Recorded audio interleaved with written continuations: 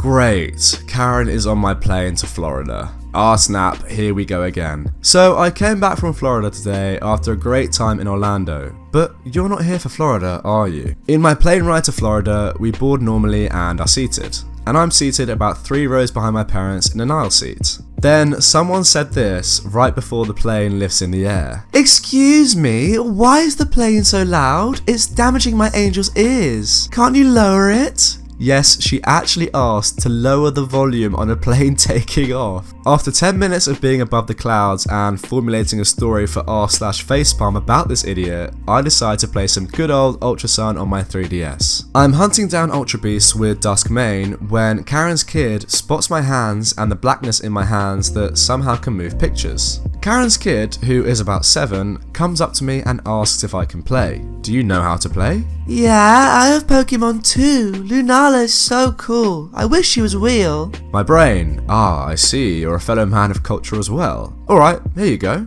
My parents, after being super wary of me after what happened at Walmart, were watching and smiling. I guess this person has an older story. We should definitely check that one out. The kid decided that he wanted something else to do, so he gave me back my DS and ran back to his mum. "By the way, watch out for my mum. She's a thief." I was now very worried for both my DS and the kid. 5 minutes later, the mum comes up to me. I knew what was going to happen as the kid is telling his mum to stop.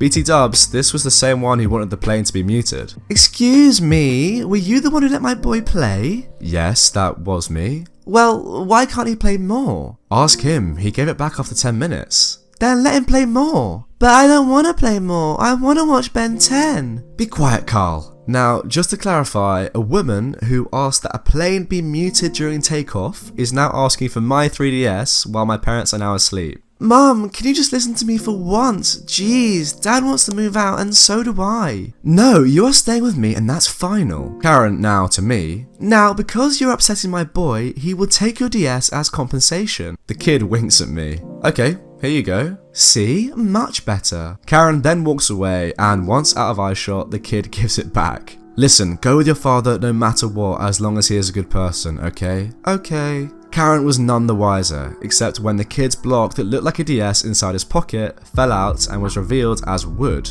Karen's now angry. "Where's the DS, mister?"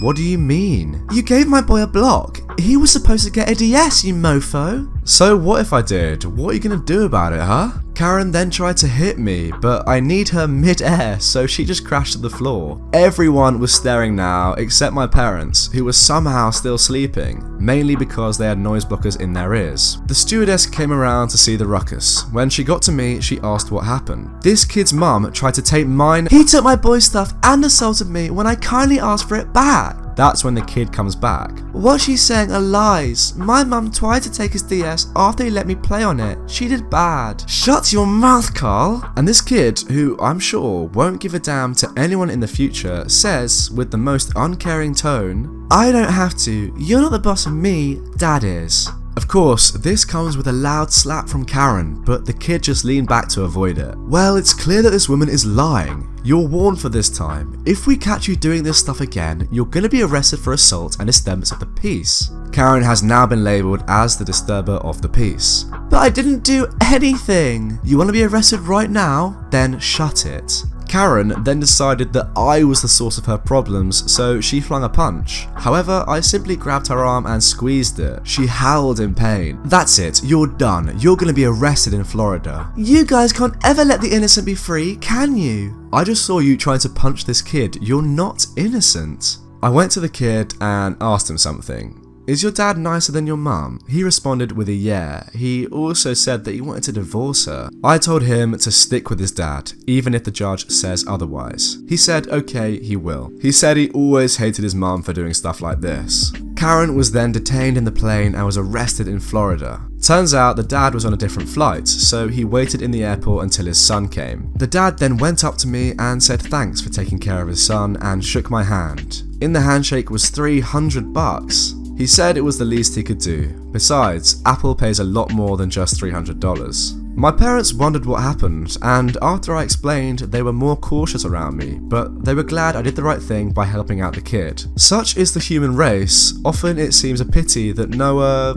didn't miss the boat. What a great quote that is by Mark Twain. That is so perfect for this story. We were sitting in the priority section on the bus due to an injury, and a pregnant woman moved me out. She had a watermelon under her dress. Just experienced the weirdest situation. A woman got on the bus and was holding her bulging stomach under a grey dress. She glared at me until I hobbled my currently very bad legs out of the priority seating so she could sit down. I explained that I was in pain and she said, "You can obviously walk, I'm pregnant." Then she sat down. Except when she sat down, the fabric on her dress stretched very thin and I could clearly see the markings of a watermelon. I just stared at her. She avoided eye contact until our bus stop and I watched her get off the bus. Sure enough, she then slipped a watermelon down out of her dress as we drove away. Wow, the lengths that people will go to avoid standing for a few minutes, that is honestly revolting. What the heck? I genuinely think this might actually be one of the craziest entitled parent stories I've ever read.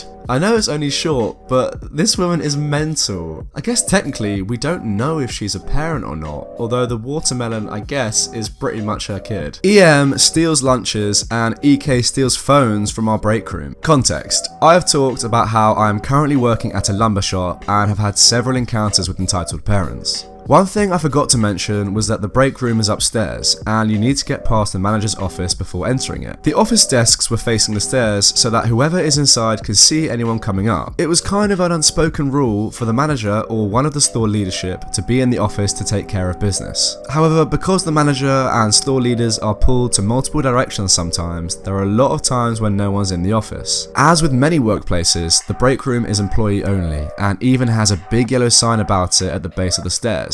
Not only is the fridge for lunch in the break room, but there is also a cell phone charging station to charge multiple phones at the same time. The restrooms are just under the break room as well, so you can sometimes hear footsteps from the stairs and from upstairs as well. Story: I was on the can in the restroom, going about my business, when I heard rapid footsteps going up the stairs. I think nothing of it at first, but as I sat there and thought about it, it was weird since no employee would ever have a reason to run up the stairs. After coming out of the restroom, I decided to head upstairs to check out what was going on. As soon as I reached the base of the stairs, I saw two strangers, Eeehm and EK, coming down from the stairs. EK was carrying a small black backpack over one of his shoulders, while Eeehm was carrying something in a paper bag in her hands. I immediately got suspicious and stopped them mid-stairs. "Excuse me, what are you doing coming from our break room?" "Oh, you know, cleaning out the fridge and collecting food donation." "The food donation box is at the front of the store and the fridge is where we keep our lunch.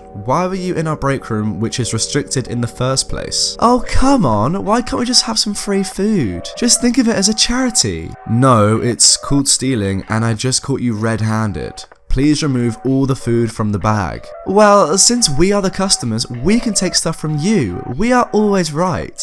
"There's a difference between customer service and defending our property. Please put down the bag." "You are very rude. Step aside or else I will talk to the manager." OP is now looking at EK. "And you, what's in the bag?" "Phones! Mummy says they were free and I can take as much as I want." "Were the phones all connected to the wires?" referring to the charging station. "Yes." "Sorry bud, but those aren't yours. They belong to the people here." "But I want them, and my mum said they were free." "Well, they're not. Please hand over the stolen phones." "How dare you accuse my son of stealing?" "He just took phones that belong to the employees." "Well, maybe you guys shouldn't have them out in the open." "Maybe you shouldn't go into the area that says employee only." The Eeehm then let out a banshee screech and pushed me down the stairs. Granted, it wasn't very long stairs, but I still took a few rolls before landing on the concrete floor. While I'm laying there trying to cope with the pain, Eeehm grabs EK and tries to book it. I quickly radio in every employee in the store about them, what they did, and asked to stop them from leaving the store. My manager was at the front with some of the salespeople going over some documents when it happened, and he rushed over to shut down the automatic front door and stood there to stop them getting out. The police was called, and when the police officer got here, Eeehm went on about how I let them inside but was rude to both of them on their way out, and that I threatened her over the food donations and free cell phone. I told everything from the sound of them rushing upstairs to Eeehm pushing me down the stairs, to which Eeehm called me out for lying. Of course she did. The manager suggests the police officer go over the security cameras, which showed the entitled mum and the entitled kid running up the stairs, going up the stairs, later being confronted by me on their way down. There were no security cameras in the break room itself, so the police officer decided to check Eeeem's and EK's belongings. Sure enough, Eeeem's paper bag had Tupperwares of various lunches with the names still written on them, and EK's bag was filled with various phones from the charging station, which were quickly proven to be employees after everyone unlocked their phones easily. Eeeem was charged with theft, trespass and assault and was taken away by the police, while EK was taken away by CPS. The police officer asked me if I wanted to press charges, and I said no because I really didn't feel like going to the court 3+ months later to testify, and I knew Eeeem was already in trouble for other crimes. You see, in stories like this one, I just feel really bad for the entitled kid. He doesn't even seem entitled, to be honest. He was just going along with his horrible mother's demands. It's probably good that he's now away from his mother, but still, taken away by CPS, I'm not sure what's going to happen to him in future. Anyway, if you enjoyed that video, go and check out another one right away. There are so many more Reddit stories on my channel for you to enjoy. Also, drop me a comment below if there's another subreddit that I haven't looked at yet and you want to see in the next video.